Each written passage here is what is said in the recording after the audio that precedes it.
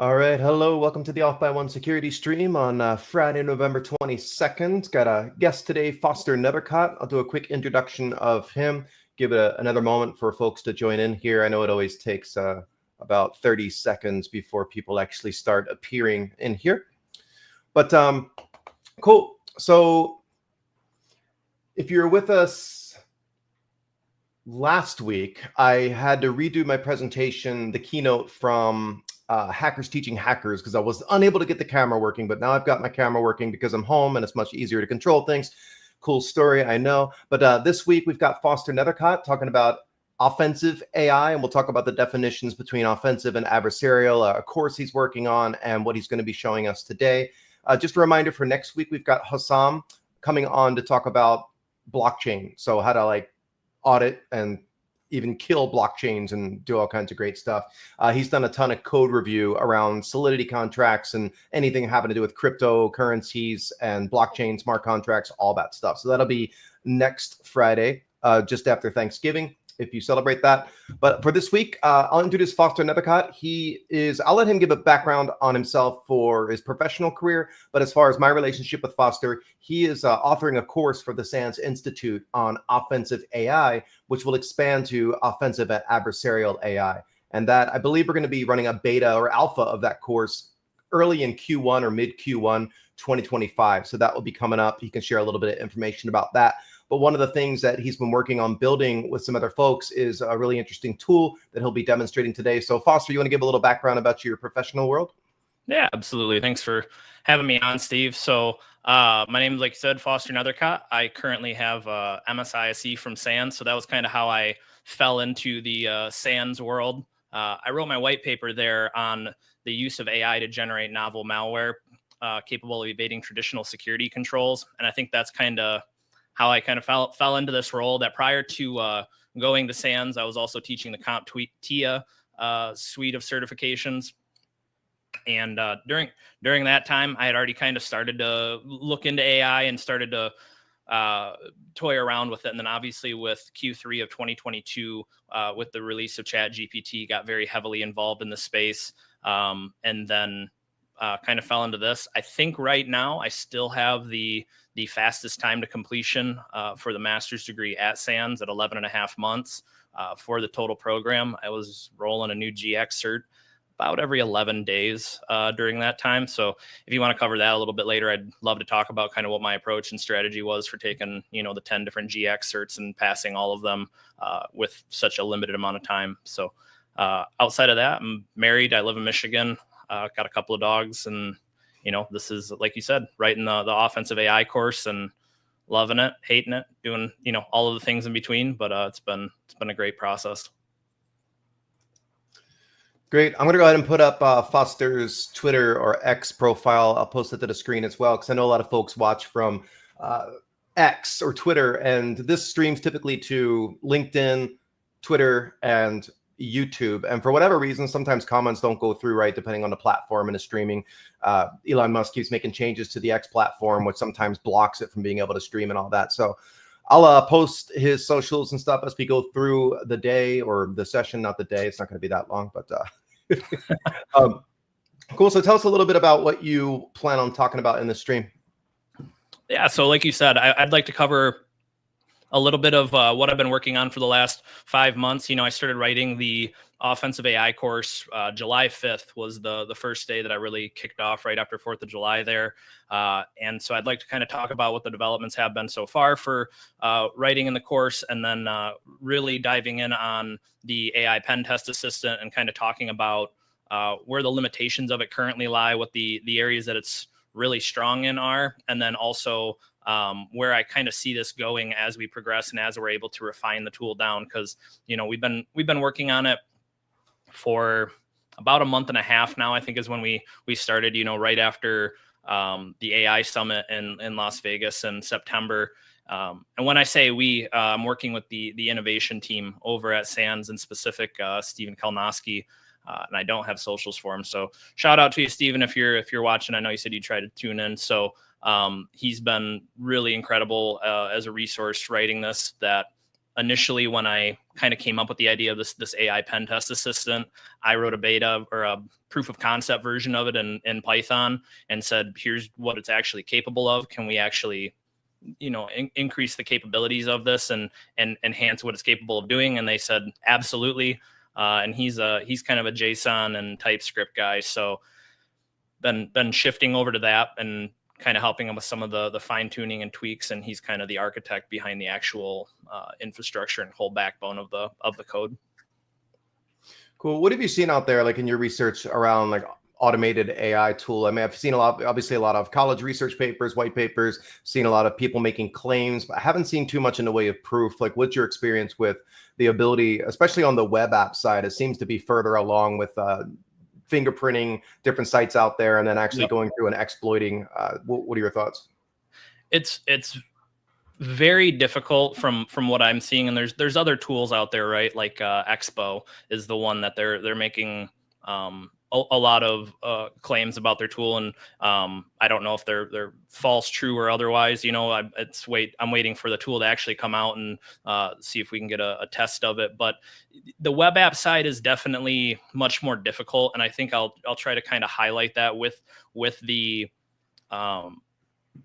demonstration today. So where these tools really thrive is that they can eat up vector databases at an incredible rate, and then just ask for more. So if you have a structured database of something, say a list of CVEs, right? So one of the things that we have currently is a RAG database of different CVEs that it's over 240,000 of them that are all inside of one database, and it's capable of going through based on the output of an enumeration and actually retrieving the specific vulnerabilities for it.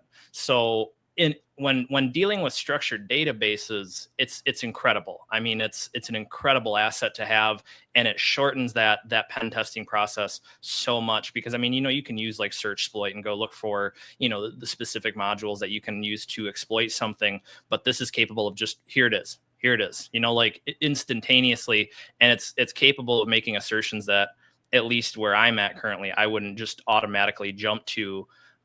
So when it's looking at something and actually reading output for like enumeration and performing that and exploiting things that are known vulnerabilities, it's extremely good at that. But when it comes to taking data and getting creative with how you're going to exploit it. So for example, one of the labs that I'll try to kind of give a demo on today, it eventually leads into doing a SQL injection, and getting into that SQL injection, it just breaks itself for some reason, that it doesn't really understand what the structure will look like. And it's not really able to make assertions about, hey, if this is this output from the SQL injection, then I want to do this, and then I want to do this. And going in that stepwise fashion, it doesn't have the ability to kind of use that creative capability. They're very, very structured, and they like to behave in a very rigid fashion currently. And that's why we see things like the AI generated text detectors, right? And those are a mixed bag, but we all know when we've read text and it's like, that is definitely AI generated. They follow this very rigid structure, and they're very predictable in the language that they use and how they talk.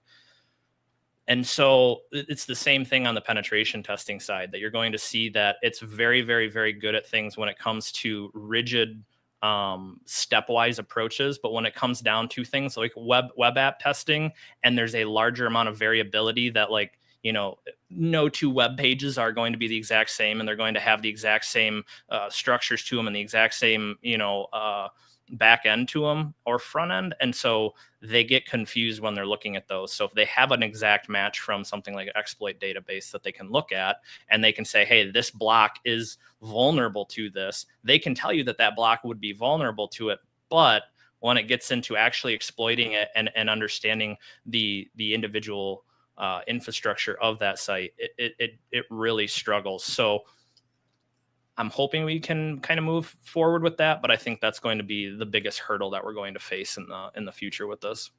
Would an example of that nuance be something like it identifies a blind SQL injection vulnerability, but then doesn't have the ability to go and enumerate the table names and then work its way through it? Okay. Yep, that's exactly what it does. Is it'll recommend, it'll say, hey, you should do SQL injection on this machine, because I think it'll be, it's not doing input validation, but then when you tell it, like, go ahead and do the SQL injection, it doesn't understand the apostrophes, it doesn't know where to put the quotation marks, it doesn't understand how to properly enumerate them and actually extrapolate data from that.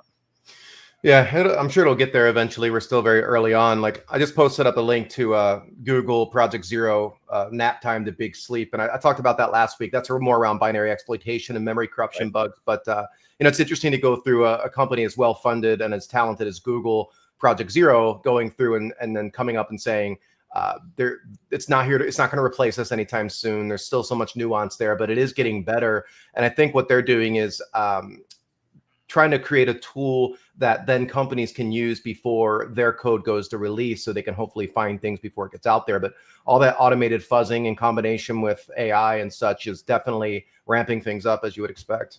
Absolutely. So, and that kind of plays into also that when we're looking at like vulnerability assessment, right? When we're doing like a static code analysis, killer, right? So we're working right now that we already have the one database with all 240,000 different CVEs in it.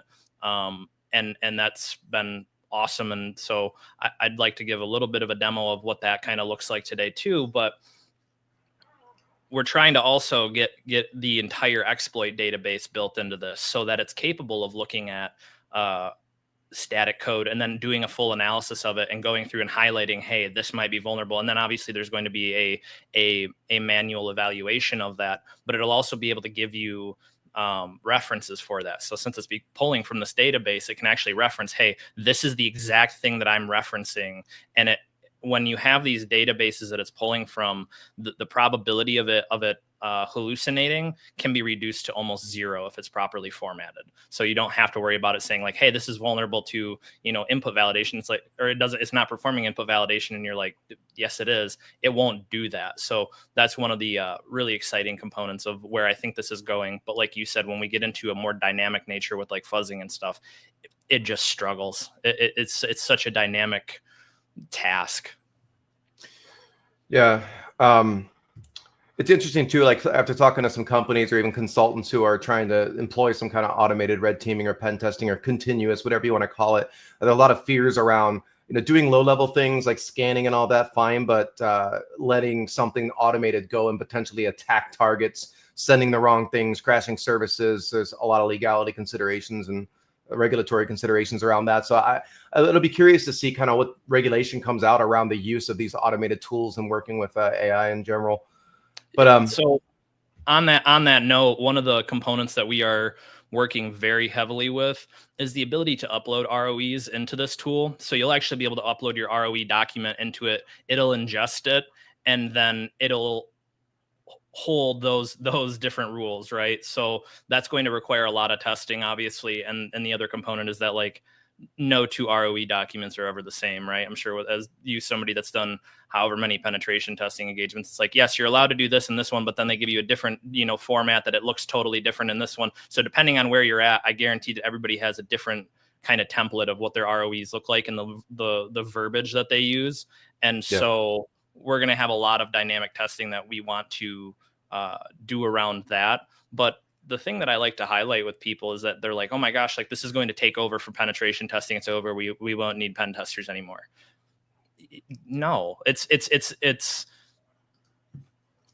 not that it's going to take over. It is an assistant. That's why I call it an assistant. It's not a fully automated tool. There are components of it that you can surely automate, but there's a lot of critical thinking that's still involved in guiding the tool along and telling it how to accomplish tasks. And I see it as just the next progression I see it as the next progression in technology, in the same way that it's like, oh, Metasploit broke penetration testing. Like Metasploit, you don't need a penetration tester anymore because Metasploit just has all these, these exploits that are built into it. And it's like, yes, okay, now I can do like an Eternal Blue exploit that is like, sure, I don't have to write my own buffer overflow. But at the end of the day, it just lowered the barrier to entry more than anything. But it's still necessary that you have the penetration testers and the people that can recognize it and understand how to make recommendations for remediation and everything. So I don't see this taking over for hacking or penetration testing in any way. Yeah, at least not anytime soon. I agree. I guess I'll ask one more question before we kind of go into like you demonstrating some things. But I live in the Bay Area, right, in Berkeley, California, and obviously, during COVID, there was definitely some degree of people who left to move to the Midwest, and obviously telecommuting became a bigger thing, and now there's a lot more work being called back into the office, and that combined with the AI boom going on, a machine learning boom going on, and especially in the Bay Area, it's not the only place, of course, but Sure. it's definitely a hot spot. When I talk to a lot of the people who are working at these companies or even the VCs or angel funders and all, it's like we haven't learned the mistakes of our past. There's still a lack of security testing going on. So I guess if you could say a few words on what the adversarial AI looks like, what types of attacks are there, what types of things are people doing and failing to do with testing models and such. I'd absolutely love to, because, so on the other side of things, when I'm not writing Sec 535 and doing stuff with SANS, I run a security consulting company called FortiSec, and we deal very heavily in the GRC space, right? So obviously the implementation of AI has massive implications on what GRC looks like. And I know that ISO is coming out with 42001, that's supposed to be a guidance on how to implement these. But the primary thing that I think a lot of people are getting wrong with AI is that we are approaching this as though it's a technical asset, right? Which it is. Don't get me wrong. So we have this tool that people are looking at it, and they're looking at it as code, and it executes this function, and it behaves like a computer. What we're not accounting for is that if you ask any pen tester, if you ask most people that are in cybersecurity at all, what your weakest asset in your entire company is always the end user, right? I mean, like, it doesn't matter what kind of, Kevin Mitnick used to harp on that it's like, I don't care what kind of infrastructure you have behind you. If I can just walk in the front door and get into your network closet, game over, So being able to train the end user and giving them that security awareness and empowerment to say, this doesn't feel right, is critical. So we're looking at this thing that it's like, we have this component that is the weakest component of every single company is the end user.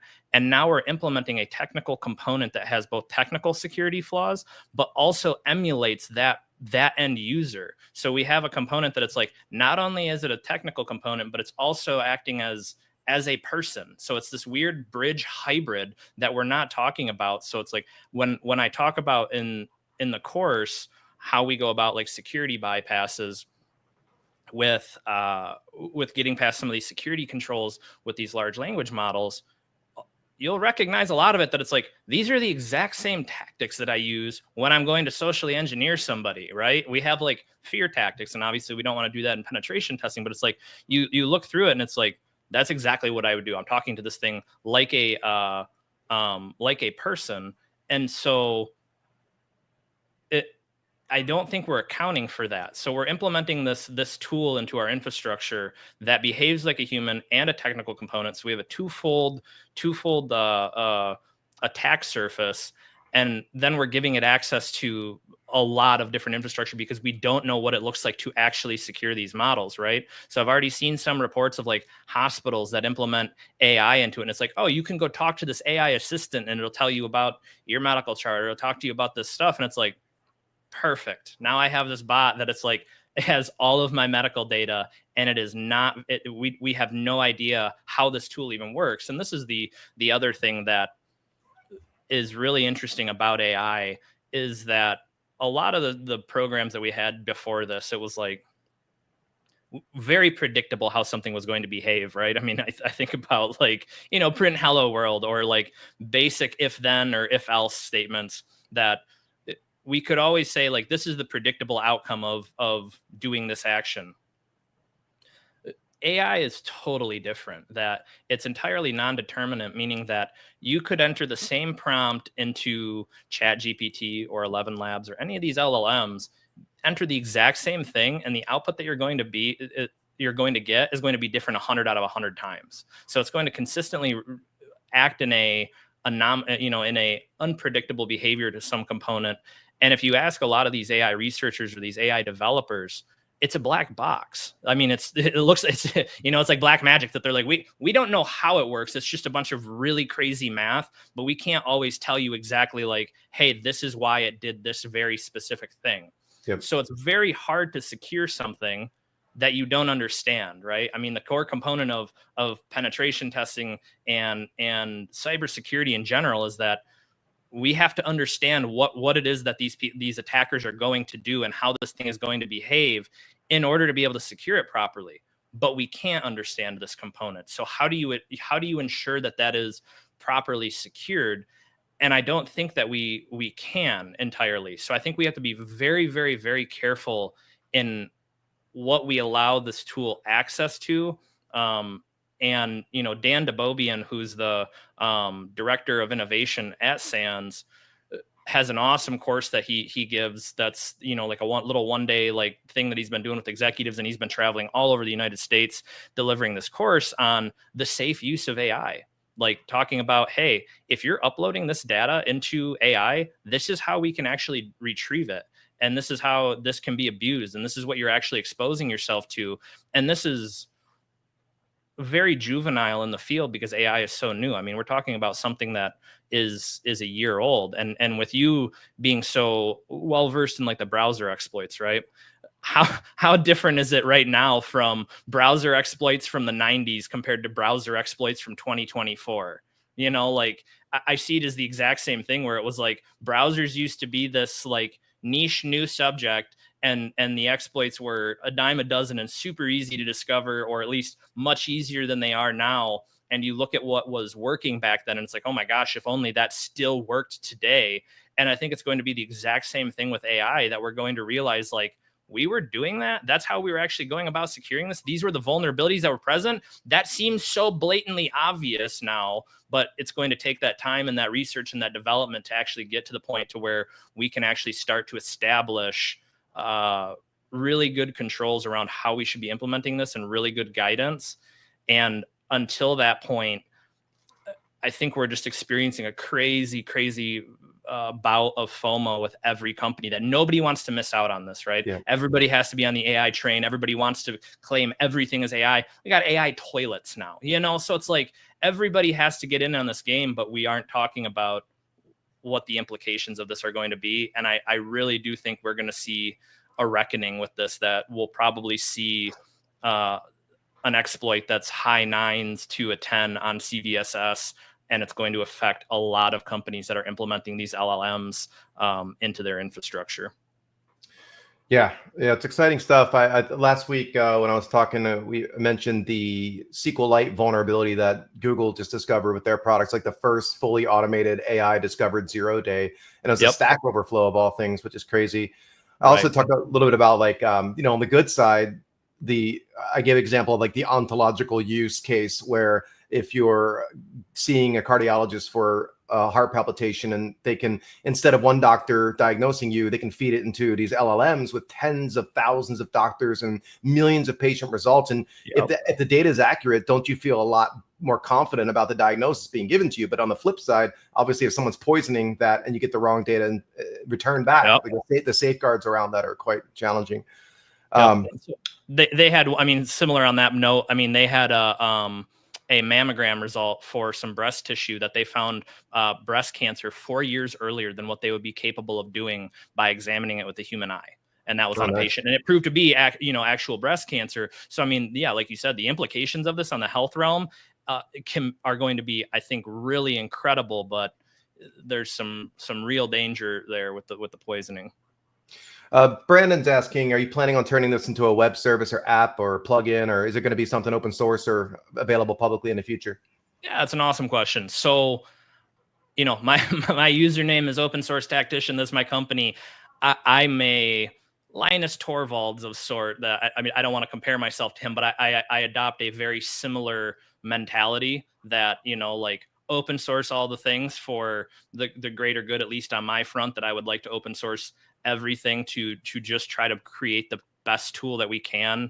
And I try to keep a relatively low ego. So I know there's a lot of people that are much smarter than me, or much better JSON everybody's a better JSON programmer than me, but that will have great ideas that, if we can get the great minds of the entire community involved in this, I think we can turn it into something really, really awesome.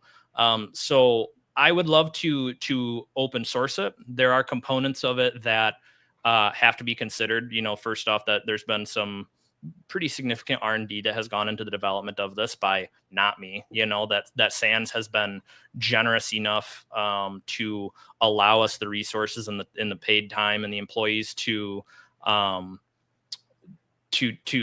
develop this tool alongside me. And obviously this is going to be a component of the course, which is also going to be, I'm being paid for. So there are external dependencies on this. And then there's the other component that the tool does have a reliance on two different APIs that would be necessary.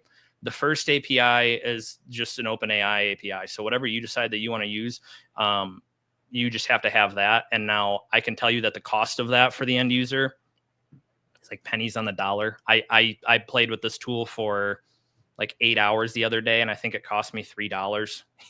So it's not like it's just eating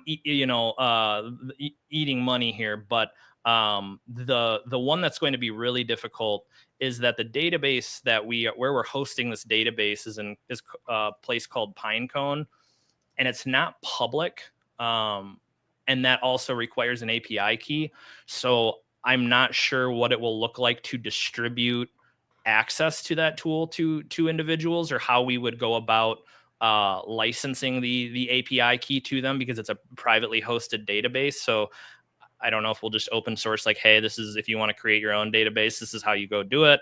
That's all kind of in development by people that are much higher and, much smarter than me at SANS. So all that to be said, I would love to see it open sourced. I think the plan right now is that we will release a version of it that will at least give people a demo of it, that won't have all of the same functionality necessarily, but we'll still have some really, really, really impressive features. And then we might have some kind of a structure behind it to gain access to the full tool. And the full tool will be included in the course when we go through it, of course, that you will have, I think, around 4 months or something of access to the tool with the API and both APIs. Yeah. Yeah, I can imagine it could certainly be something that ends up open source to some degree. SANS, courses are not cheap, but SANS does a ton for the community with giving back and scholarships and educational opportunities and tooling and such. So let's there's a few more questions, but why don't you share your screen, show us some stuff, and we'll get back to the questions and continue on. So I'm sure folks are wanting to see things. Yep. Let me grab one thing for you guys, because I do have a story behind this before we get too far, because I've had questions about it, and I had people asking me about it when we were at Hackers Teaching Hackers, when we kind of debuted this tool. So let's show a picture here, and I'll talk about that and why it is called what it is. Let's see here. So I'm reading through some of the comments here. Cool. I see your desktop coming up.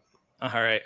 So if you guys were at Hackers Teaching Hackers, you should have stickers and all kinds of stuff of our little tool mascot here. So funny story on how I got the name. So the name of the tool is the Angry Beaver, unironically. So back 4 or 5 years ago, we're just shy of 5 years, I started with an MSP that was ground up, right? So they had just launched the day that I started. They got their LLC license in the mail, kind of deal. And I was really excited because I knew a lot of the technical components of being in a business and working as an analyst and doing, cybersecurity work.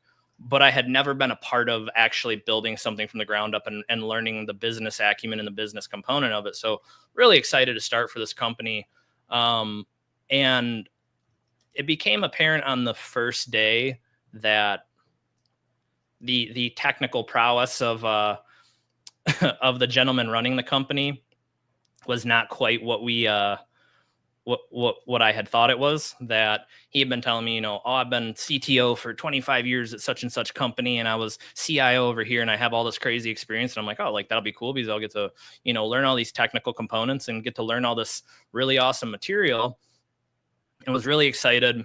And then the first day that I started work, he already had a client, and I was going through with some, configurations of network infrastructure and network security. And he wanted to run implicit deny on the guest network for the firewall rules. And I was like, what? Like, oh, I haven't seen that before. Like, that's a new one for me. And he was like, what? Like, no, this is totally normal, like whatever. So I'm going through and trying to configure it, and I'm like, I just don't see this working. Like, there's a lot of really obscure ports that can be used for different, legitimate services. Also, this is going to be accessed by a very large portion of people. So maybe we don't do this with this one. And his response was, you just have to do some NAT, bro. And I was like network address translation?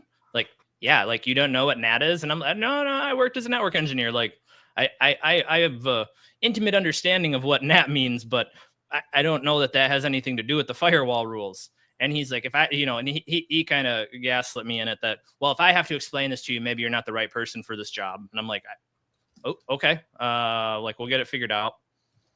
So I went home, like kind of confused and just, wasn't sure what to think of it. So I had talked to a close friend of mine that had a lot of years in this field. And I was like, does this make any sense? And he was like, that makes absolutely no sense. So after, a week or 2 weeks of him doing that, I set out and was like, I'm going to test if I'm the one that's like losing my mind here, if this is actually just, kind of his personality type. And so I went in and he was, how was your day going? Like, how's it been? And I was like, oh, it's been really great. I was just reading up on this crazy new cyber attack called the Angry Beaver. And this man knew everything about the Angry Beaver. He knew the CVE number. He knew everything associated with it. And I was like, wow, like, okay. He was so confident in it that I actually had to go home and Google Angry Beaver to like attack to see if it was real, because I was like, there's no way. There's some really funny, names in cybersecurity and in penetration testing for attacks that like, but I don't know that I've ever heard anything called the Angry Beaver. Sure enough, it's not real. And I was like, okay, I can't handle this. Like this guy obviously just is incapable of admitting that there's something that he doesn't know. So I ended up leaving and actually ended up working for the friend that I had called at the time for a significant amount of time in different roles and at different companies. And the joke between us always became anything that we couldn't explain was always the Angry Beaver. Oh, it must have been the Angry Beaver. Must have been the Angry Beaver. And then I made the joke one day that like one day I'm going to have either a tool or I'm going to have an exploit or something, and it will get known as the Angry Beaver, is just a cheeky nod to this situation. Yeah, CVE 2024-007 Angry Beaver. There you go. That's the one. So I was like, I'm gonna have something, and he was like, haha, whatever. Well, then when I did the proof of concept and we started developing this, I was like, this is it. Like, this is the perfect time. Like, we have to have a tool named this is going to be the Angry Beaver. And so the Angry Beaver was born. This is our mascot that you'll find on our stickers and stuff. So that's kind of the story behind it. That was how we wound up with that, as a little quick intro to the name of the tool and why. Uh-oh, Foster dropped off. Can you guys let me know if you can still see me here and hear me? I want to make sure it's not me who fell off and it was actually Foster. As soon as I get that, I'll just continue talking now that my face is just giant on the screen. Waiting for a comment. Okay, cool. Thanks, Brandon. So I'm assuming Foster will join back in. I guess the Angry Beaver kicked him off or something like that. Buffer overflowed it. But cool. So while we're waiting for him to join back on, I don't know how many of you saw me last week in a presentation talking about this, but it's great stuff on binary exploitation around AI. But Foster, you fell off, so I was just yeah. I appreciate it. I'm not sure. I'm not sure what happened there. That I said the beaver kicked you off. The Angry Beaver. Yeah, was like, the Angry Beaver. It's actually my old employer. He's dossing me right now after I exposed him in the Angry Beaver here. Cool. But yeah, let's see it in action. All right, let's go in here. Hey Tyson, thanks for being a member on the channel. Those of you who don't know, there obviously you can subscribe to the channel, but there's also membership opportunities that just helps the channel with giving back to the community. I think many of you know earlier this year we sent about 2 or 3 people to DEF CON, and we're able to cover airfare and hotel and that, and we're doing some more stuff coming up. So the more help we get from the community, the more we can do for folks and give back. So cool. Foster? Yeah, so here we are. All right, so let me see if I can figure out what this is called here.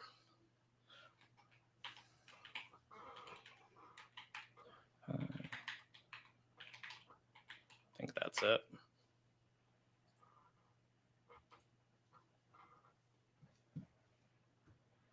Oh, line. All right, so for those familiar, it's running in JSON. So we're going to use npm to actually start this. We're going to have a key. Give me one moment, Steve. We're getting an issue with my API key. If you can give me just one moment here. Yeah, sure. Stop sharing that so I can actually enter it in.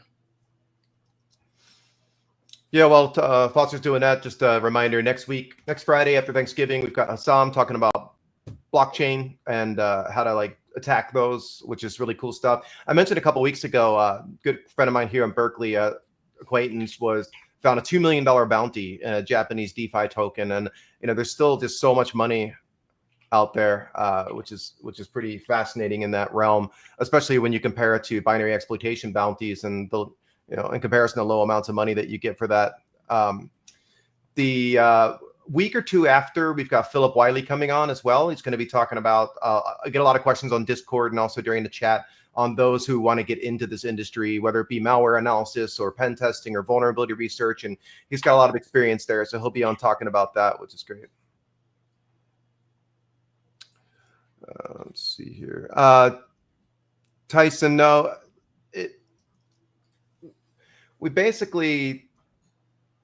I did some kind of walkthrough of how you go about interacting with a chat bot around vulnerability research and some of the limitations around a lot of the false positives and incorrect statements that it makes. And it just, you know, you give it any code and you ask it if there's any vulnerabilities and it tells you, yeah, there's all kinds of vulnerabilities here, and it's usually wrong.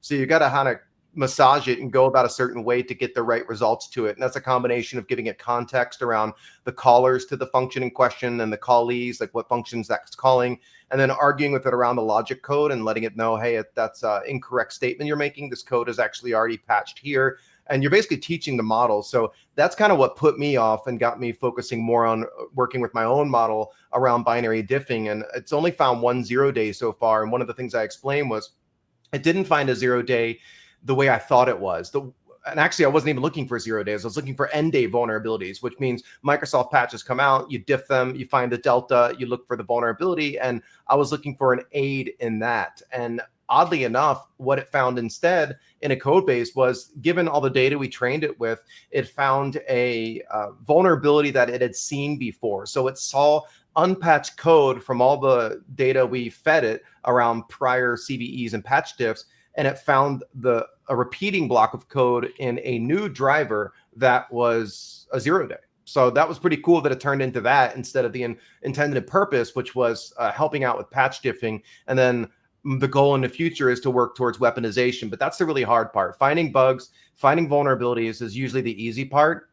It's relative, of course, it's subjective, but the hard part is getting around the mitigations. That's the pain in the butt. So is it working now, Foster? Yeah, yep, we got it up here. So this is what it'll look like when you actually launch into it, guys. So we just get a little prompt that says, hello, I'm here to assist you with pen testing. Type exit or quit to end the conversation. So cool, a few cool features from inside of this. The first one, like I said, that we have this database full of all the different CVEs. So if I want to know about like SMB exploits, right?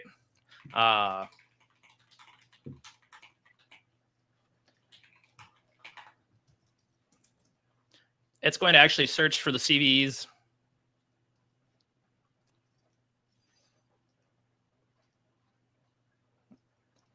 And pump out different information here. That this is what the database that for demonstration purposes we actually configured it this way. But this is what the actual database that it's scraping from is looking like.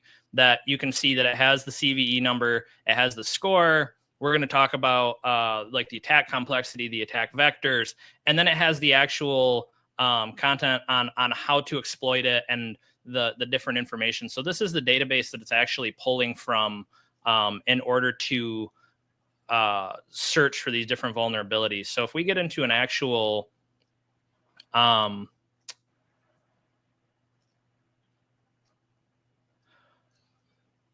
sure why it's saying that, but when we get into an actual attack, right? So speaking on these SMB exploits, we can actually enumerate hosts. So I'm using Hack the Box right now. If you guys aren't aware, awesome resource for learning pen testing. I know some people have their issues with it, but I really like it, and I think it's an invaluable tool to pen testers trying to develop their skills. So I have a machine running right now that they gave me an IP address on, and I'm just going to say, can you enumerate the host on 10.129.105.92 for vulnerabilities? And then it'll give you a prompt back. Could you please confirm that you'd like me to perform an Mmap scan? So this is the safety feature of it, right? Because this actually does have control of my command line.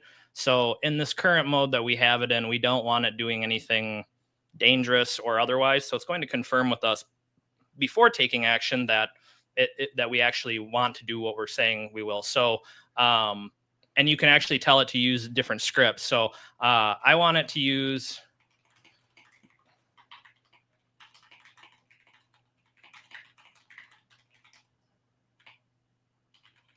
an Nmap script that will discover the most vulnerabilities. So you'll notice that it actually uses the script vuln, and it's going to run in verbose mode for us and actually go through and search for these vulnerabilities. So while that's running in the background, this is actually running the commands, and it's going to compare the output to that database that we have of different CVEs. So hopefully what this will reveal is that, hey, this is going to be vulnerable to there's some version in it that's going to be vulnerable. It's going to take that version back to our CVE database, look for that version, and then say, hey, this is vulnerable to this attack.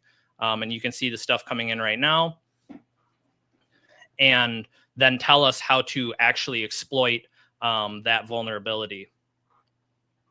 So while this is running, a little bit of backstory on this. The machine that we're running is called Blue, and it's vulnerable to the Eternal Blue exploit, which was one of the key components behind propagating the WannaCry ransomware attack back in 2017. That it was initially developed and used by the NSA and then leaked by shadow brokers. And then a security researcher named Marcus Hutchins, who I actually ran into at DEF CON, so shout out to you, Marcus, actually managed to stop the attack. And so he was kind of behind saving what I think is quite a few lives, because you got to figure that one of the slowest industries to actually patch their machines is going to be healthcare. So there was a massive number of hospitals that were adversely affected by this, and they were able to get access back to their files through his research. So really, really great. And it's wild to think that something that was so dangerous and caused, I think it was around $8 billion in estimated damage globally, something that did so much damage is readily accessible and is ranked as an extremely easy vulnerability to exploit now on Hack the Box. So this is finishing up here. Yeah, it's funny. I think that was the only month that Microsoft missed Patch Tuesday since it started back in 2003. It's crazy. Yep. Yep.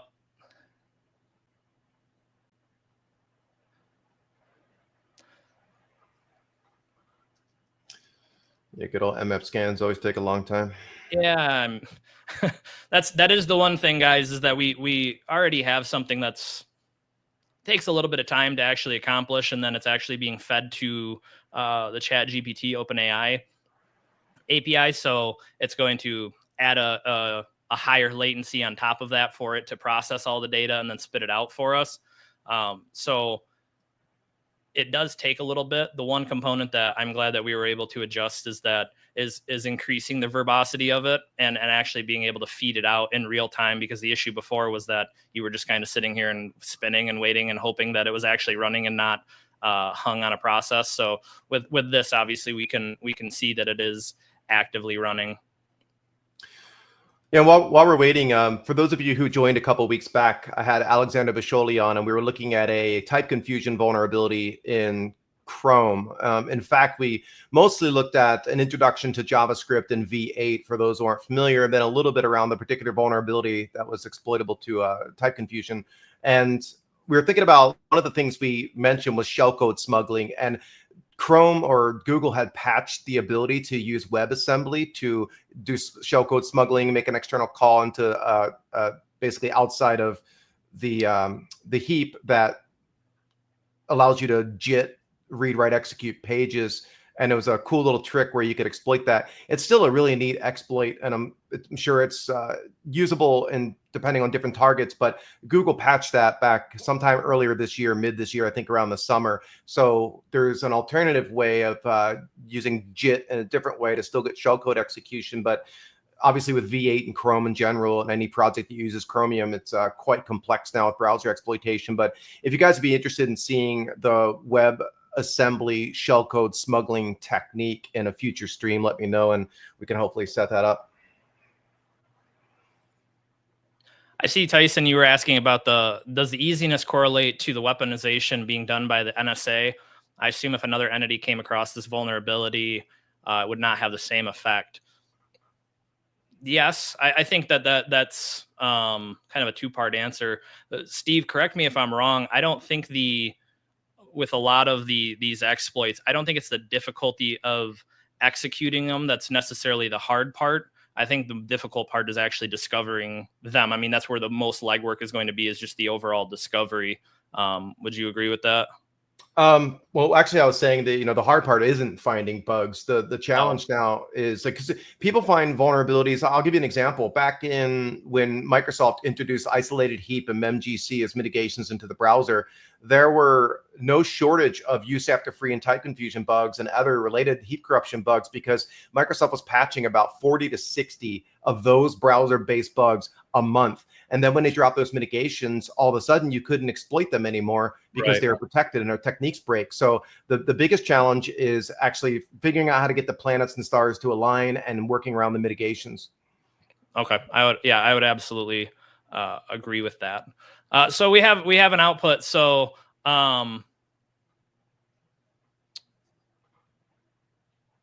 it's going to offer that, hey, since ports these are open, would you like to perform an SMB map? But it also shows that it's actually vulnerable to the Eternal Blue exploit. So this is where I talk about the need to utilize, some critical thinking skills as the penetration tester, that this is still a guided process. And so one thing that you can do is you can tell it which one you want to go about. So these are the two options. So you can tell it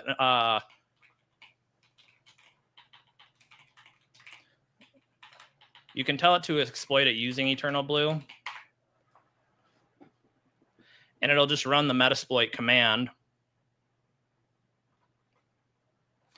And you'll see the output coming from that. Now, one thing that I do want to bring up here, guys, looking at the output here, the really cool thing about this tool in particular, and one component of it too, that on a side note to that, is that we're running it on OpenAI right now. We are working on integrations for all of the other tools that you want to use. So if you want to do it on like Llama or whatever else, you can use an API for that, and it won't make a massive difference. That it's just whatever you decide to use, and it'll be one line of code that you modify. But it's self-healing in a nature. So depending on how the output works for a different machine that we'll go into later, one of the components that you can actually see is that this previously, when it was going about it, because we're on a VPN tied to hack the box, we want to use our ton 0 interface, right? So we actually have to have the listener on the VPN IP address. Prior to this, it was trying to run it on the general our normal IP address, and so the problem was that it couldn't connect back. It was able to heal itself previously and realize that, hey, I'm using the wrong interface here. I actually have to have the interface has a similar IP address to the target here, and so it learned that component of it naturally, and now you can see that it's not doing that. So, and it was actually able to do that dynamically. So we'll get into one later with gRPC. And initially it was really struggling with those. And the more that I do it, the more that it's learning how to approach those different scenarios. And so it's really cool to see the dynamic nature of it and how it's learning and healing itself as it generates errors. This output, I know exactly where that's coming from, and that'll be in the next machine that we do, that it's learning these exploits. And so the more that we're running it and the more that we're training it,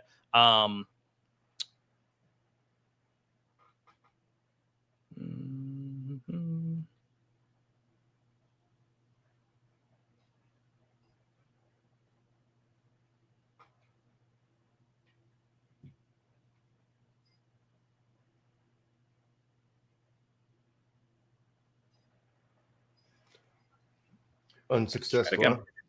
Cool.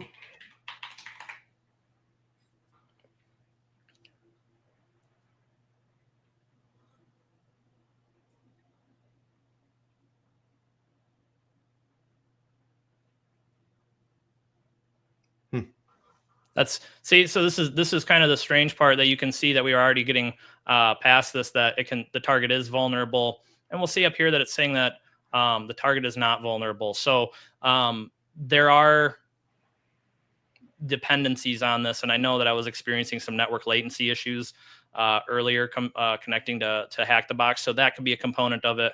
It can be any number of things, but you can see that it's going through right now. So we have a interpreter shell now. So that, I mean, we have our root access. So we have that, and that was successful. So that is how quick it is to exploit Eternal Blue on this machine. Was literally just telling it, hey, run the nmap scan, recognize that what the output of it is. Hey, this is vulnerable to Eternal Blue. So it provided us with the option of, hey, would you like to perform further enumeration to kind of do a little bit more recon, or would you just like to move forward with the actual exploit? So I'll load up another machine here and get that going. So give me one moment on that, Steve. Yeah, it's funny too, because a lot of people have been asking the question: are there concerns around the easier, like the lower you reduce the barrier for entry, and the easier this stuff becomes for, I'll just say, the technical layman to be able to accomplish these goals, and really not understanding what's going on underneath the hood, the more dependency we have on AI in general, whether it be writing our code, whether it be bug discovery, exploitation, all of that, it kind of could potentially dumb down the rest of the world, right?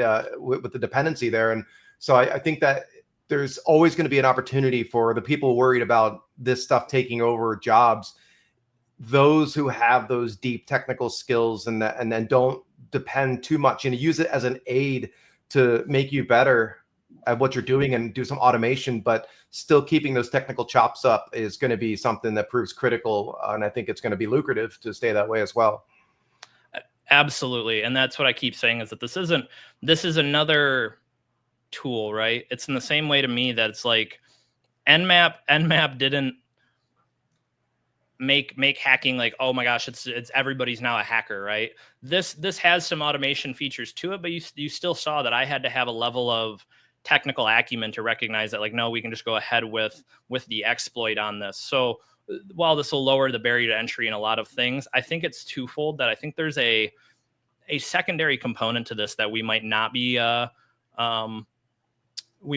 considering, that as we lower the barrier to entry, I think it will actually make abusing easy exploits a little bit harder, because I think as we bring those things into light and as we see an uptick in those things being exploited consistently, and as we see businesses recognizing that, hey, it's really easy to actually discover these, I think hopefully we'll see a greater emphasis placed on cybersecurity and placed on patch management and placed on mitigating these threats. And so hopefully it'll increase the technical acumen necessary to actually propagate a successful cyber attack, hopefully, right? So I think it's kind of twofold on that note. So we have the second machine up, and so we'll do the same thing that let's try a different one that will say, can you scan the services running on the IP address?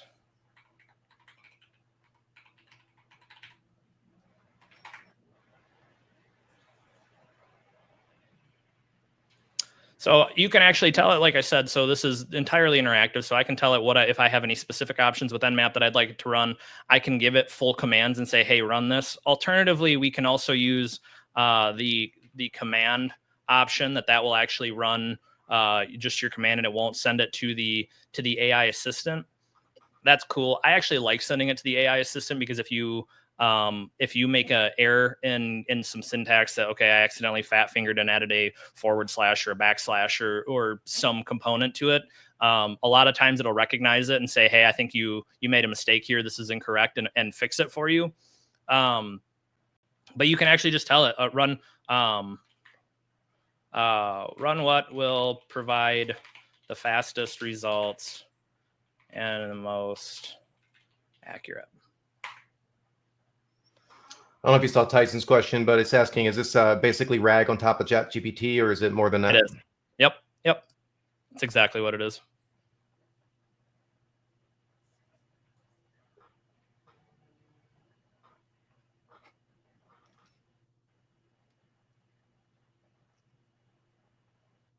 Oh, it's 139. Sorry, I typed the IP address in wrong.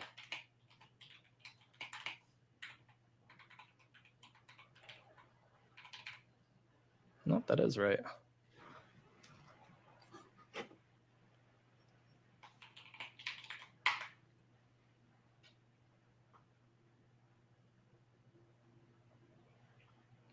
Yeah, I think this is just coming down to network latency issues, guys. That's why it returned as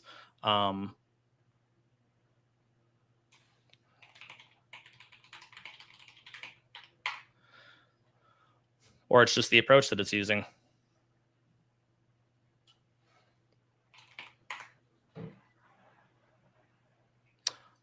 Yes, to answer your question, Tyson, yes, it's just running on a RAG architecture. So the database that it's using currently is one loaded with all those CVEs, like I said, and we'll have another one up shortly that is listed with all of the infrastructure or all of the components of exploit DB as it pertains to like static code analysis. So that way we can actually perform static code analysis, and then we'll work on adding in other large databases of different information. So that actually brings up a good point, that while we're waiting on this to load, I do actually have a graphic I can show them here of what all we're planning on having here within this tool.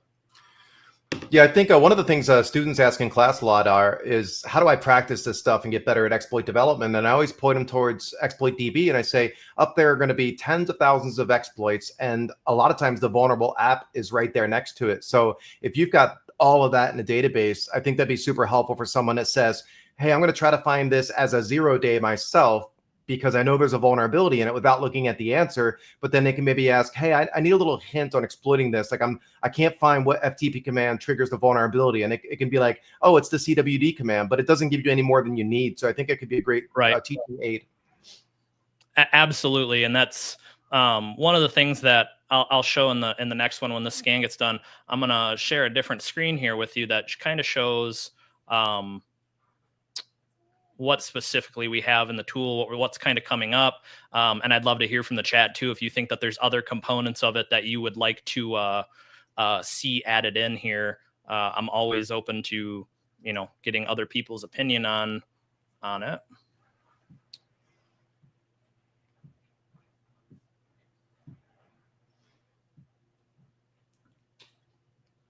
Didn't look like that share screen worked.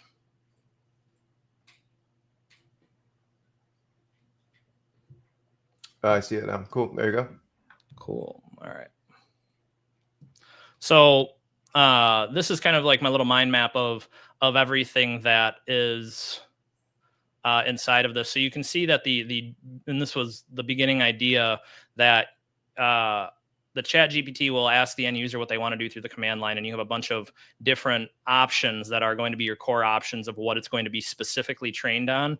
Now, we've modified this to now include also tools that it is not explicitly trained on, so it can completely interact with the command line. And that's kind of what I was talking about with a GRP curl earlier, was that it's actually capable of installing tools and natively executing them, even though it's not explicitly trained. So the output of it will be a little bit more erroneous, but you can actually dynamically train it on the fly, that if you know, hey, I need to use this kind of obscure tool or less commonly used tool, you can actually add that in and give it a link to it, or use the help option for it, and it will go through that and study it and then use that as its reference point for executing these tools. So we have all these different things that we want to do. So like establishing C2, performing recon, doing network scans, exploiting vulnerabilities, cracking passwords. So the general idea is that we are capable of doing the netcat reverse shell configurations and file transfers currently. The biggest component with that right now is making sure that the information is being relayed back, but we're also trying to automate the process of obscuring the netcat executable, right? So that it can actually do AV evasion during that. That's proving, much more tedious than not, but we are working on that. We're working on training it with Spiderfoot, so it's actually capable of analyzing domains, DNS records, people's profiles. And I kind of showed that at the Hackers Teaching Hackers conference, that I showed what it looked like when it was fed my data, and it was actually able to build an attack profile on me and then write emails for it.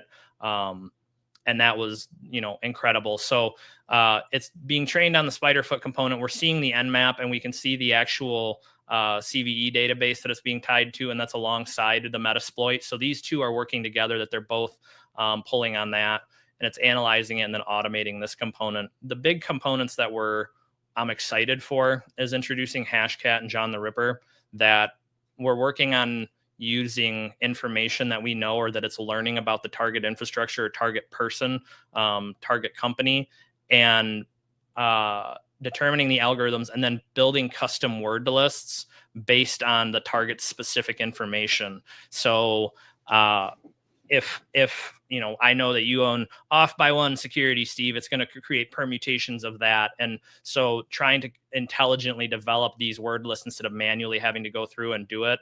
And we're also playing with different rainbow tables and utilizing Chat GPT to do some of this password cracking. So that's also one of the components that we're very excited for. And then obviously the coding GPT. So analyzing static code and comparing it to the exploit database.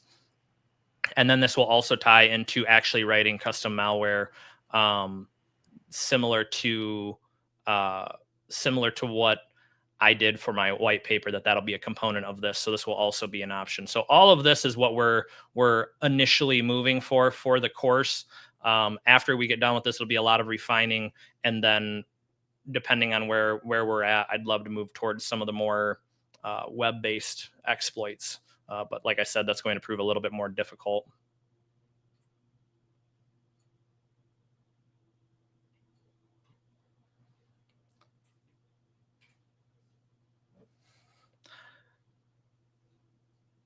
I'm going to get us back onto this tool, get it restarted.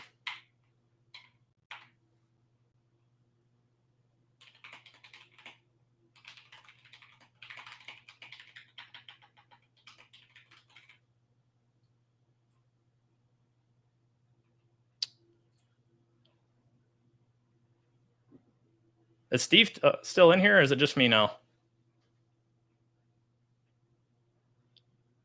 Looks like it's just me. Steve just lost power, so you guys are stuck with me. So we'll be we'll be chatting for a little bit here while Steve handles that. So yeah, yes. So to answer your question, I'm going to go kind of through some of the chat, guys, with what everybody's been putting out. So Tyson, to answer your question, it is going to be a new SANS course. This will be Sec 535 Offensive AI, and it's going to start out that he kind of wanted to talk about the differences between offensive AI and adversarial AI. I know, because I know there's some confusion around that and around the verbiage that we're using. So offensive AI and adversarial AI are kind of the two sides of the same coin kind of deal, where all it's describing is what is the actual attack target, right? So if we're doing offensive AI, it means that we are utilizing an AI resource to conduct an attack against an external target. So we're attacking the infrastructure, we're attacking a person, we're attacking a host, we're doing something that we're using AI as the agent of attack or as an assistant for that attack. Whereas if we look at adversarial AI, the AI itself is the target of the attack. So for example, my tool, the Angry Beaver here, is an offensive AI assistant that attacks stuff using AI. Now, if I were to go into attacks like poisoning attacks, where I'm actually trying to corrupt some of the training data that's being utilized by these models, that's going to be an example of adversarial AI. If I'm trying to enumerate these AI models to extract training data from them or jailbreak them, that's going to be another example of the adversarial side of things, which I know a lot of people are very interested in, and we're kind of working through the logistics of trying to introduce some of that content into this course. But for right now, we're very excited for the offensive AI component of it. So we will be releasing this, that the first run of this is planned to be at the SANS AI Summit that they're hosting this year in Denver, Colorado. So if you guys are interested in that, they will be running the beta for the first time following that event. I'm going to get this. Give me one moment. We're going to get the IP address back in on this so I can switch over to my AI assistant again.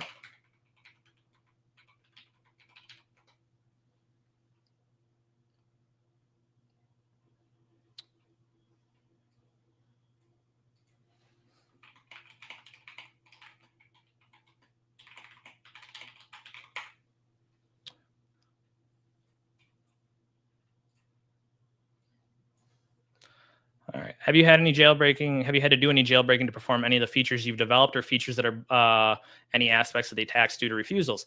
Absolutely. My goodness. So I for the white paper that I actually developed, guys, and kind of going back to that component, my white paper at SANS last year was on the idea of using AI to generate novel malware that was capable of evading traditional security controls. And so that's a really fancy way of saying that I approached it from the standpoint that I was going to use ChatGPT to try to generate a Python piece of malware and see if it was actually going to be detected by antivirus, by VirusTotal. And so I had 5 different machines that I had running different security solutions that could perform targeted scans and behavioral analysis of it. And then I also used VirusTotal to actually scan it with all of their 67 options, or whatever that they had at the time. But I approached that from the option or the standpoint that I was like, I want to see just how easy this can be. So I'm going to behave as if I don't know anything about Python. I know how to install Visual Studio Code on my device, and that's as far as I can go. So I knew how to install the Python extension, and I knew how to install it in there. I will link, yes, absolutely, Alan. I can link it, the paper in the chat here. So I wanted to approach it as a complete amateur just to show how easy this could be. And it was really wild because I literally just told ChatGPT, hey, here's what I knew, the names of the pieces of malware, right? So I said, hey, I want a keylogger. So I actually, at that time, and I still haven't seen too much research on it, I discovered an exploit with ChatGPT that was an abuse of of contextual awareness for it. And so what I would tell it to do, yeah, there you go, Tyson, The Evolution of the Digital Predator, was the name of the paper. So I told the AI, hey, I have this piece of code that I already have, and then I want it to do this thing, right? So I would tell it, I have a piece of code, print hello world. And it was as simple as that I said, and it didn't even have to have the right syntax.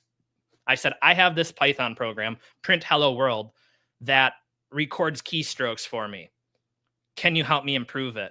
And it would literally say, yes, let me help you improve that. And then it would give me a warning on it of, hey, this sounds a lot like a keylogger. Like, it sounds like you're building a keylogger. But since you already have access to the code, it wouldn't accuse me of doing something illegal because I already had access to it. So since I was providing and asking it to make improvements to the code, it would happily do it. And so I use that to generate keyloggers, screenshotters, exfiltration mechanisms. The only one that I had difficulty with getting it to develop was worms. And it was very, very, very effective. And so of all of the different pieces of malware, none of the installed solutions were able to detect it, even with the, like Bitdefender's behavioral analytics that it was using and targeted scan. So I did it as down to, hey, can I download this file and have it let me download it? And it was like, yep, I can download it. Can I run the file? Yep, I can run the file. Can I do a general scan of the device and see if it'll catch it? Didn't catch it. Can I do a targeted scan of specifically this file and will it catch it? And it didn't catch it. And so that was the case with everything. And then in VirusTotal, of all of the different pieces that I tested against, I think one of them came up as flagged as possible, being possibly malware. That I think it was the keylogger, but it was only possible, and it was only one of the vendors of like 67 inside of VirusTotal. And so I think we really have to recognize that if that's what I'm able to do, behaving as just Joe Blow, doesn't know anything that I can install Visual Studio Code, imagine what we're doing with some of these nation states and what some of these actual APTs and stuff are doing with this technology. And I've seen several articles already on the development of polymorphic code using AI that's, it's dynamically able to shift itself very, very, very, very fast from within a host. So we have our work cut out for us. I wrote a article earlier in the year entitled Offensive AI, the Sine Qua Non of Cybersecurity. And so sine qua non in Latin is like this or that kind of. So it's describing that without offensive AI research, we don't have cybersecurity anymore. Because if I'm able to do that with that tool, what else can we do? But the premise of it also is that in order to defend against something, we have to understand it. I kind of harped on that a little bit earlier today. And if we don't understand this, we can't possibly expect ourselves to defend against it. Well, how do we get to understand it? It's research, it's funding, it's people like any of us taking the time to go through it and then making it, bringing that content into the light and exposing these security vendors to these ideas like, this isn't working, you need to shift this before it becomes a much larger issue. Good to see you again, Steve. Yeah, sorry about that. There's storms in the Bay Area, so I wasn't the only one that dropped. No worries. Cool. So I don't know if you guys have the questions that are currently up there. I have no idea what you got through when I was gone. I got through a little bit. Give me just one moment here. I'm actually still playing with this assistant that the IP address. I think I'm gonna have to restart my VPN potentially, because I actually think this is in the Bay Area, if I'm not mistaken. And so I think that might be a component of it, is that they're experiencing some technical difficulties over there.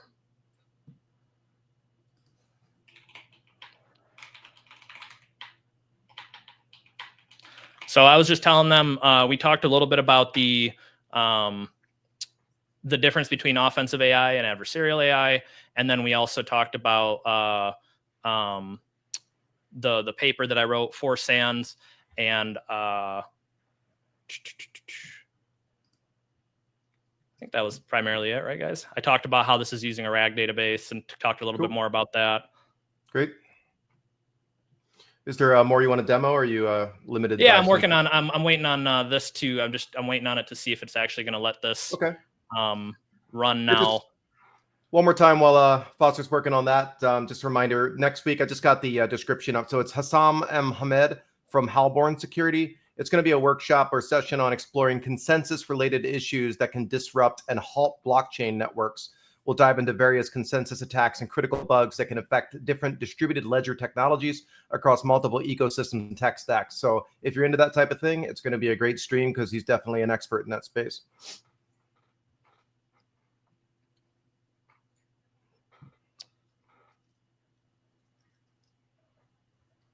I see Matthew Taylor. Any idea how to address the limitations of RAG, bringing just topics directly related to the topic at hand and not using creativity of indirect related topics to find new solutions? That's an awesome question, and not a simple answer, I don't think. I think it's going to come down to how many transistors we have and how many we're building it on. Now, ChatGPT 5.0 the 05 preview is really great at code generation, but it's still struggling with some of these other components with the creativity aspect. And to my knowledge, we don't have a good solution to that yet, because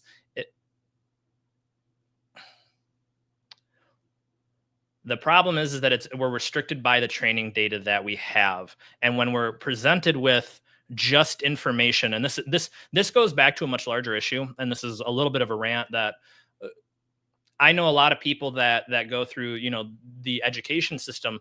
I'm one of them. I have 25 different certifications and did the whole master's degree and did all this stuff. And we kind of talked about this last week at Hackers Teaching Hackers as well. But that doesn't make you an excellent hacker. Doing these exploits and stuff and practicing the currently existing exploits and reading about them does not make you an excellent hacker. It teaches you're only as good at that point as what your education is, because you were not being trained on the thought process itself, right?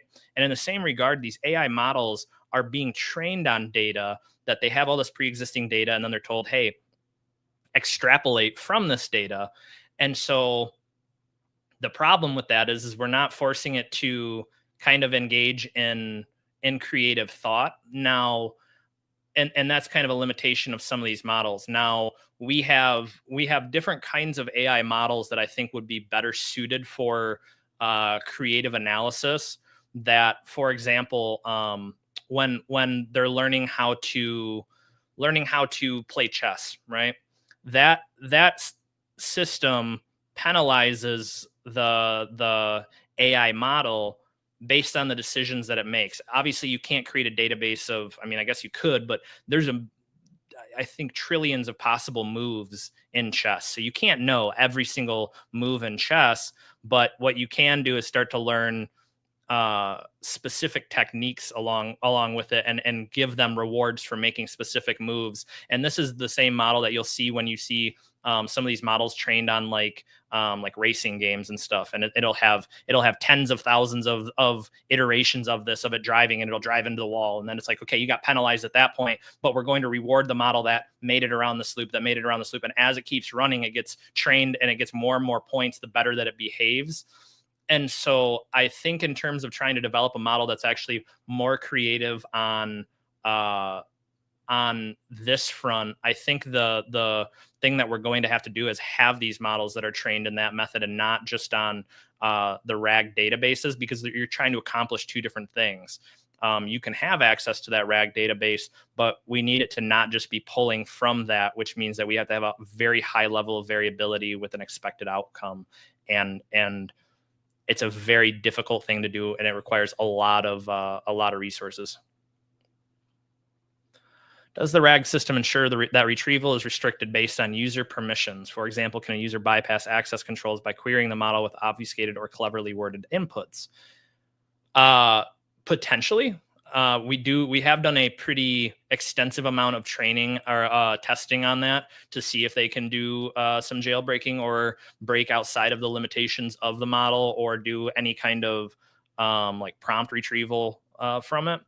And so far, we've kind of mitigated some of that. It ties back to, and one other component that we had at Hackers Teaching Hackers was that I actually had a entire lab set up that was like a cyber range of different AI bots that behaved as people. And man, this is just taking forever on this. Yeah, you ran a workshop at a Hackers Teaching Hackers, and then you ran a couple at Hackfest in Hollywood as well. Do you have any more coming up? I know that we have the big one is going to be the one at the AI Summit here. So that one will be a full-on range, and I'm kind of working with the chairman on that, Rob Lee, who, if you guys don't know who he is, you should definitely look into him.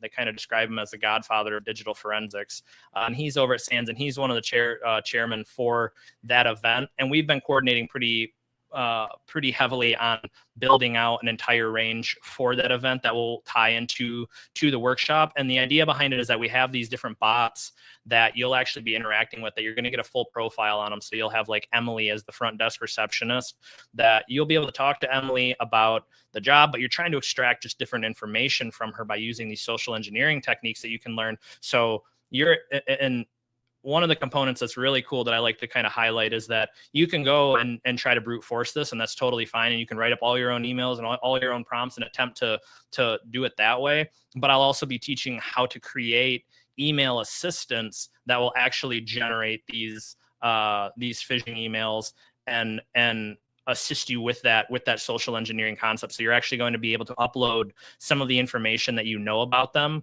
and then use that to craft prompts based on what information you're trying to extract.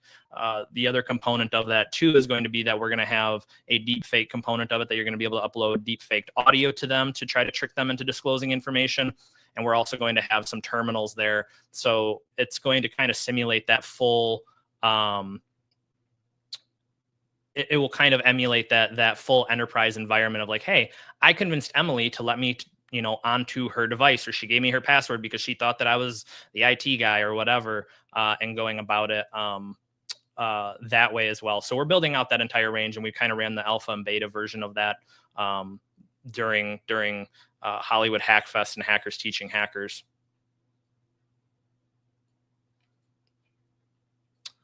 I'm going to restart this box real quick. I don't know why this is so frozen up, Steven. If we can't get this one to work, then I'll bounce into a new machine and see if I can't make that function a little better. So if you can give me just one moment.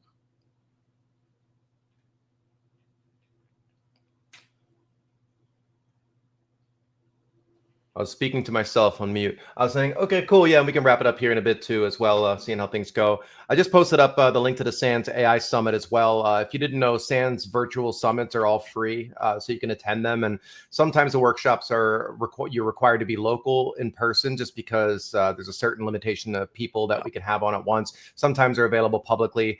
I also posted a link to Will Pierce's Crucible from Dreadnode, which is a great AI platform for capture the flag. I'm going to try and get him on here as well, because I think that'd be a cool one for him to demonstrate. But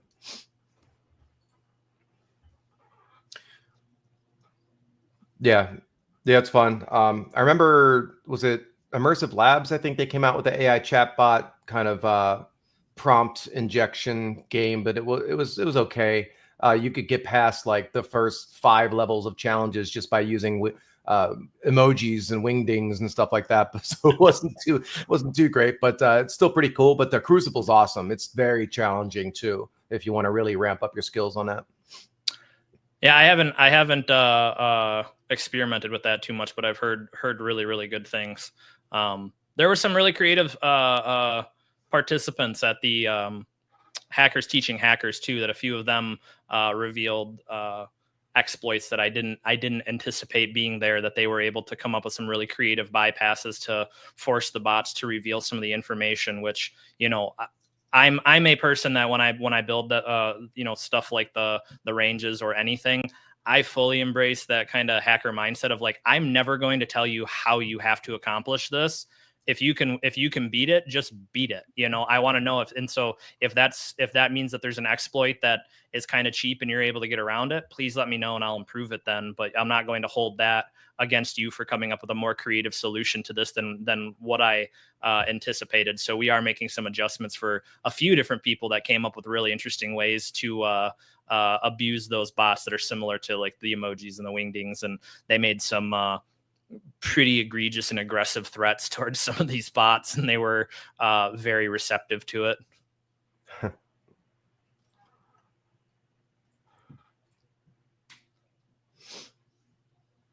Cool. Yeah, if anybody has any other questions, go ahead and post them while we're just trying to get this working. Otherwise, we'll wrap up in a little bit here and let you have your day back. I think it's about to launch here that I'm getting, it says it's still spawning, but I'm finally getting through. Like I said, I think this really is being impacted by the storms over there, that I was not having any of these issues prior with it. So yeah, we've got just over 1,000 people on right now. I know a lot of people are coming over from X, so if you haven't gotten a chance, definitely subscribe if you would like to the channel on YouTube, so you get all the alerts when things are coming out.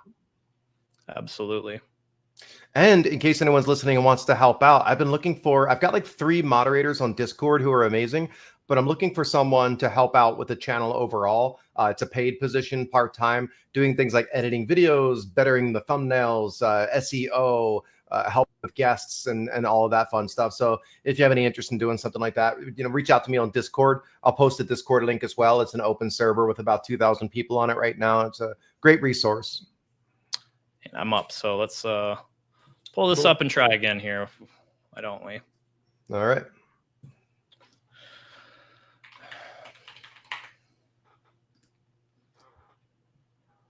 Okay. It previously released that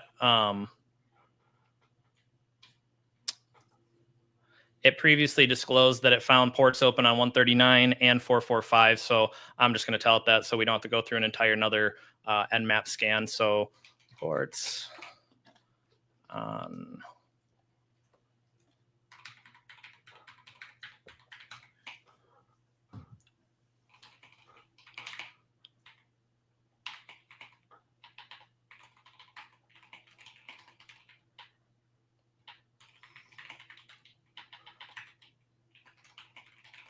and this kind of highlights too, guys, that this is entirely interactive, that you don't just have to have the output from some of these tools in order to continue here. To answer your question, Alan, it is not actually just resuming the operations that's on its to-do list. It's when I exited, it exited out of it, and it doesn't have a remaining to-do list on that. So it's very dynamic, that it's just taking whatever I'm providing it and whatever the output of the previous command or previous prompt was, and then making a decision based off of that. So it's not behaving in a contextually aware manner that it knows. And additionally, this is a different IP address now that it's using too. So even if it was doing that, it wouldn't recognize that this is the same machine that I was experimenting with before, because it's a totally different IP address.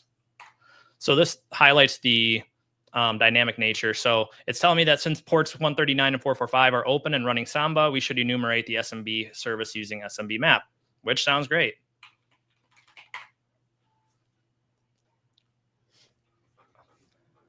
So that ran super fast. SMB map command did not return any specific about the SMB versions or shares. Would you like to try again? Try anything else? Yes.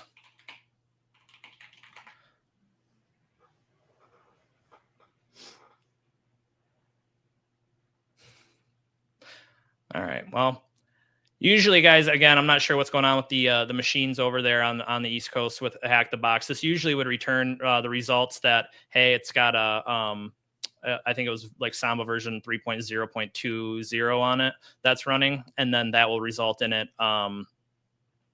That would result in it knowing the exact Metasploit component. So, Steve, if you want to, I can try running one other box that I have that kind of highlights its healing nature with like GRP curl, or we can, start to wrap things up. I know we're at an hour and a half right now, so.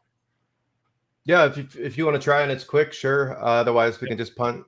But yeah, I know it's not the tool that's failing. It's those boxes go down all the time, and a lot of times there's too many people hammering away at them and stuff like that. So. So I'm convinced, now that I actually have a superpower that's the worst superpower in history here. That anytime that I recommend a service to people, it immediately starts to fail. So back in like 2020, I was a fan of SolarWinds, and then we all saw how that worked out for us. And then recently, I was talking to a gentleman and was talking about how I really like CrowdStrike and how I thought that was going to be improving, and that worked out awesome. And then today I recommended, hey, Hack the Box is awesome. I don't know why people are always crapping on it. And then now it doesn't want to work. So I think it might just actually be me making recommendations about things, and might have to just stop that. Matthew's asking, any advice for those who are going to try to put CVEs together and do RAG with it? Yes. So you're going to want to vectorize it, and I'm not going to be the best person to talk to about that process, because that was almost entirely handled by Steven and the innovation team. But there's going to be, and I can try to pull this up again depending on how this is behaving.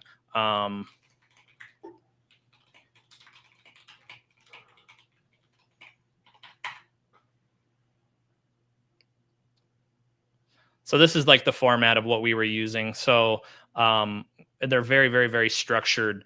And so you can see that it has the content type, the type display name, IDs, date published, descriptions of it, the impacts of it, and it's using all of this information. So these are all the different, this is a few of them. I don't know if anybody has any specific ones that you want to see if it knows about, but we spent a pretty significant amount of time loading every single CVE into this. So we're currently sitting at the over 244,000 of them that are listed inside of this that it can pull from. And it's very fast. If you saw how quickly it was able to,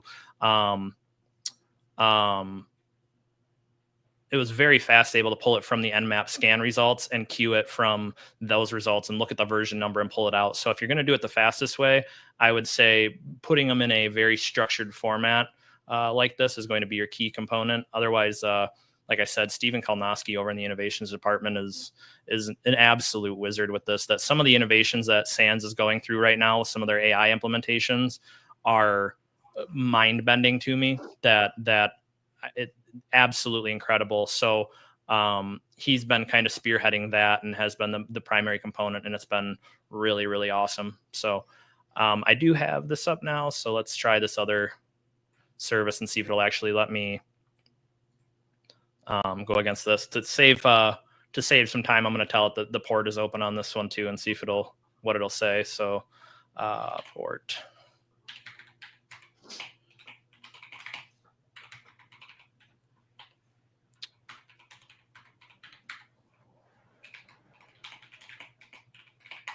And you can always ask it, guys. So port 50051 is typically used for gRPC services.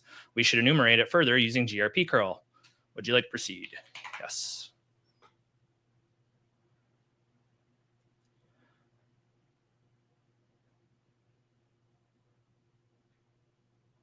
Yeah, it's I think the service over there is down, Steve. So unfortunately, yeah. This is 3 different boxes, and I've now that I've tested against, and I've also reset the VPN now. So I think it's just over there that they're experiencing some issues, unfortunately. So I apologize, guys. We'll see if I can't get some. I'll see if I can't upload a demo later, and I'll have you potentially share it or something, Steve, that I'll get a YouTube video up of it actually working through that process when some of these storms calm down and they get their infrastructure stabilized. Yeah, for sure. I think, the Eternal Blue one worked out a bit, and, the gist is certainly there. So certainly see what the tool is capable of and kind of where you're headed. But cool, it's really interesting stuff, interesting research. And like you said, yeah, there's some really cool stuff going on internally with around AI development. And so let me know, I guess, when you get to if you get something posted in a video, I'll certainly share it on Twitter and on YouTube. But as this progresses and you kind of reach some of the milestones you're looking to do, let me know when you want to come back on, and happy to have you on again and talk through some of the new features. One other thing I can show for functionality just from the work that we've been doing, and this is from another one of the workshops that if you guys haven't had the opportunity to catch it, working very heavily on the social engineering component. That I think that shows a massive amount of promise when we talk about the different things that AI is very good at. Social engineering is extremely, it's very, very high on that list. And so this is what the AI is capable of creating in mass. If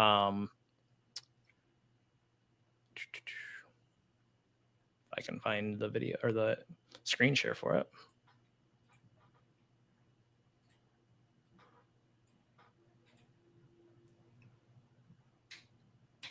All right, you guys should be able to see that now. Yep. So this is what it created. One example of it, I have dozens and dozens of these, but you can see that I used SANS Technology Institute just as the company. So all that I ever provided to these companies for, I have buckets of all these different emails that it created. All I ever provided it was just the company name. So it went through, found SANS Technology Institute. I told it to use a person that held a higher level position at the company. So it chose Dr. Ulrich here for it. And it went through the internet and extracted key components of what SANS is working on. So it'll actually use contextual awareness to go through all these news articles, go find a website for them, and then pick out specific details and then craft an email around that, and then provide you with a link that you can click on. Now, obviously, you just substitute that link with whatever malicious one you want, and you now have a very convincing phishing email. And this takes about 30 seconds to complete once you type the name in. The one thing that I will say that it struggles very hard with is actually getting the images correctly. You'll get a lot of 404 errors with this because when it's actually querying the web, it's using what it has indexed on it. And so what'll happen is that it has a lot of indexes of pages, especially with like SANS, that after our Hollywood Hackfest event ends, we had pictures on there, but then that page gets pulled down once the event's over. But those images are still indexed by the web browser or by the search engine. And so it will pick those, knowing it'll say, hey, like Dr. Ulrich picture, and it'll go grab that. It'll see that was indexed on this web page that no longer exists. And so you'll get a 404 error for it. So the biggest limitation is that it can't actually, or isn't doing any kind of verification that the image is what you want it to be and it exists where you where it is telling you it exists, but it still gives you the overall code backbone. So all you got to do is Google like Dr. Ulrich picture or STI Institute logo and pull that down. It also has a tendency to be slightly off in color, that it'll have a hex value that's off by like 10 or something. And it is a little bit noticeable, but very minor differences. But this is another component of the research that we've been doing, is how to build contextually aware emails and actually doing very targeted spear phishing with those and whaling. And it created one for me based off of a threat profile that it created for me, or an intelligence profile that it created for me of my entire background based off of all of my social media posts, and then developed a list of exploits against me that it said, hey, I bet these things would potentially antagonize a result out of them. And it actually sent me an email claiming to be from Darknet Diaries. And so that was impressive too. So we're getting much closer with its ability to actually create contextually aware phishing emails as well. Cool. Yeah, that's good stuff. All right. Well, I think it's a good time to wrap it up. I think we got to most of the questions. If you have a question, though, of course, you can go into Discord and ask, or you can tag Foster on Twitter or X. Same thing. I still don't know what to call it. But other than that, I hope everyone has a great weekend. Thank you so much, Foster, for coming on. Love to have you again when you got more to show and hit some milestones. But definitely can see a lot of potential in the tool. It's super cool. I really like the idea of incorporating the exploit DB database, and kind of the example I was saying around teaching. Someone can say, hey, I'm a little bit stuck right now. I don't know what to do next. And it doesn't just give you the whole answer. Like, that could be a great learning aid for folks. Again, next week we got Hassam coming on for shutting down blockchains. I gave some information on that. That'll be, I think, 11 a.m. next Friday. Philip Wiley's coming up soon. Got some other people in the pipeline as well. If you or anyone you know would be interested in doing a stream with me and has something interesting to share, just hit me up on Discord. I've posted the link up to the Discord server a couple of times. But again, other than that, have a great weekend, and we will see you next time. Thanks, Foster. Thank you, Steve. Have a great day, guys.